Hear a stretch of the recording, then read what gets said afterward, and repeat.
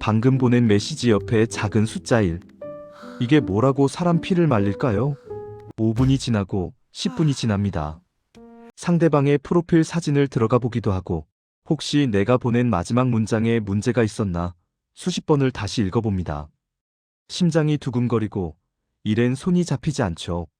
나 너무 속 좁은가? 이게 뭐라고 이렇게까지 신경 쓰이지? 라며 자책하고 계신가요? 아닙니다. 사실 지금 당신의 뇌는 단순한 기다림을 겪는 게 아니라 원시시대부터 내려온 생존의 공포와 싸우고 있는 중입니다. 이 작은 숫자가 사라지지 않을 때 우리 뇌에서 벌어지는 소름 돋는 화학작용, 그리고 그 집착의 감옥에서 단숨에 걸어 나오는 법을 지금부터 공개합니다. 숫자 1은 왜 죽음의 공포가 되었나? 우리는 현대 사회를 살고 있지만 우리의 뇌는 여전히 수만 년 전 사바나 초원을 달릴 때의 생존 방식을 그대로 유지하고 있습니다. 원시 인류에게 무시나 배제는 곧 죽음을 의미했습니다.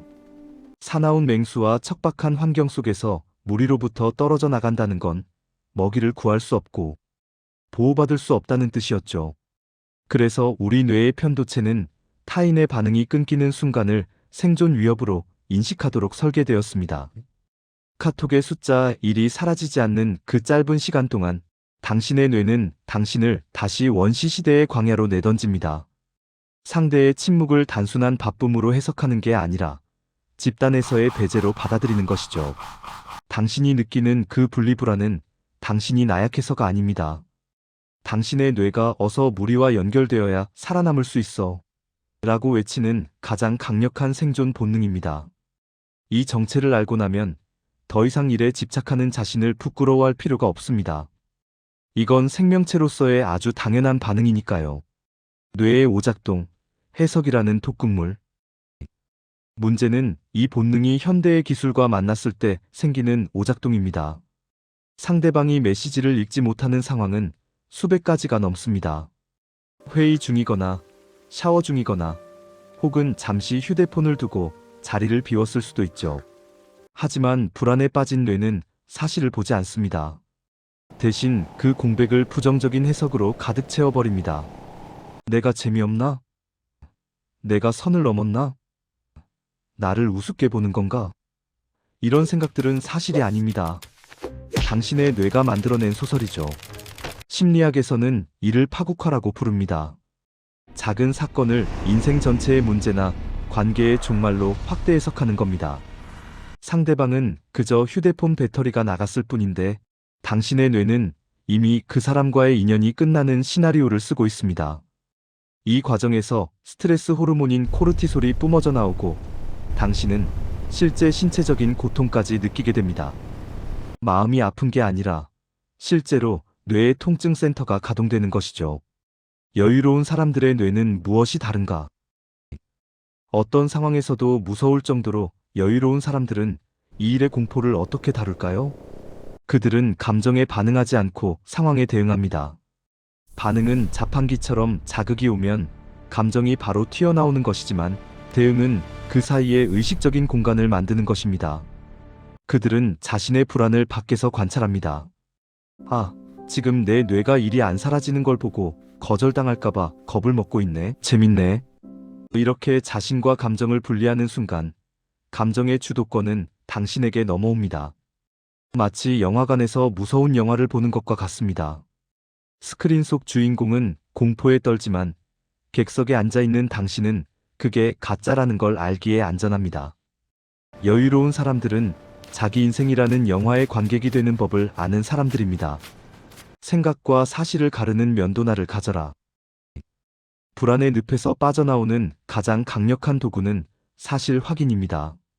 지금 당신을 괴롭히는 그 고통스러운 생각들 뒤에 단 하나의 증거라도 있나요?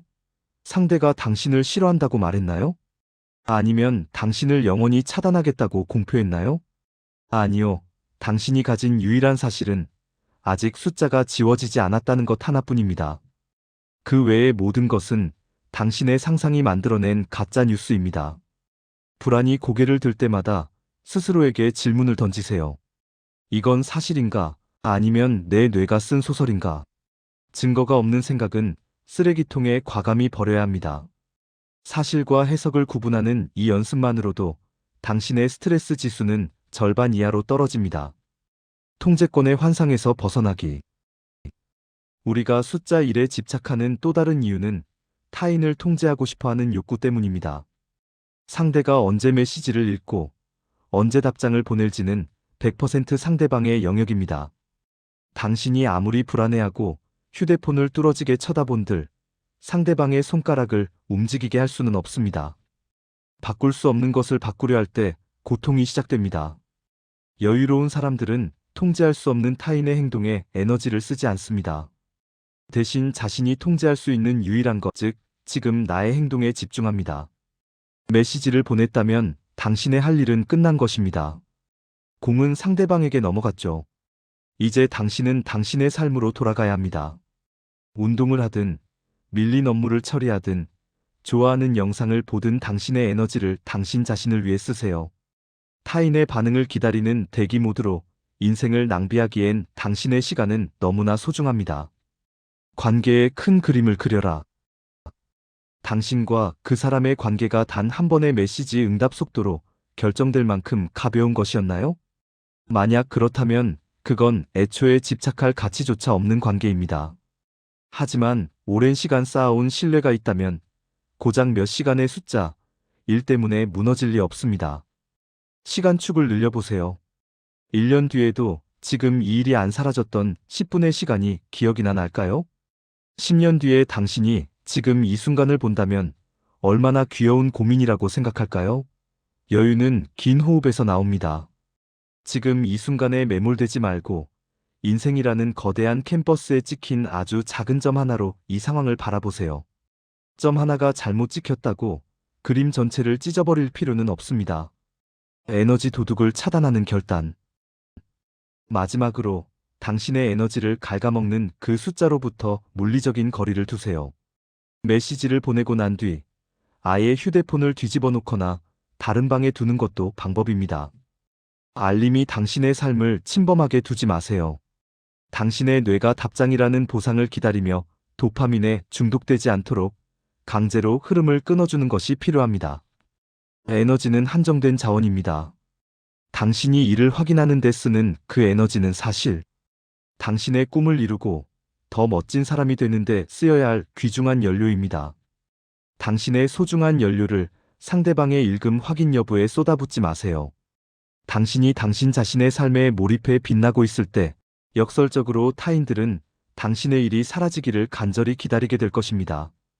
당신의 가치는 숫자 1보다 크다. 숫자 1이 사라지는 것이 당신의 가치를 증명하는 지표가 되게 하지 마세요.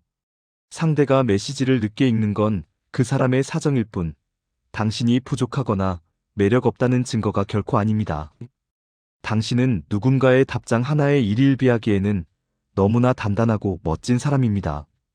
오늘부터 연습해봅시다. 메시지를 보내고 난 뒤 숫자가 사라지지 않아 마음이 흔들릴 때 크게 심호흡을 하세요. 그리고 속으로 외치는 겁니다. 공은 넘어갔고 나는 내 삶을 살겠다. 이 한 문장이 당신을 불안의 늪에서 건져 올리는 구명줄이 될 것입니다.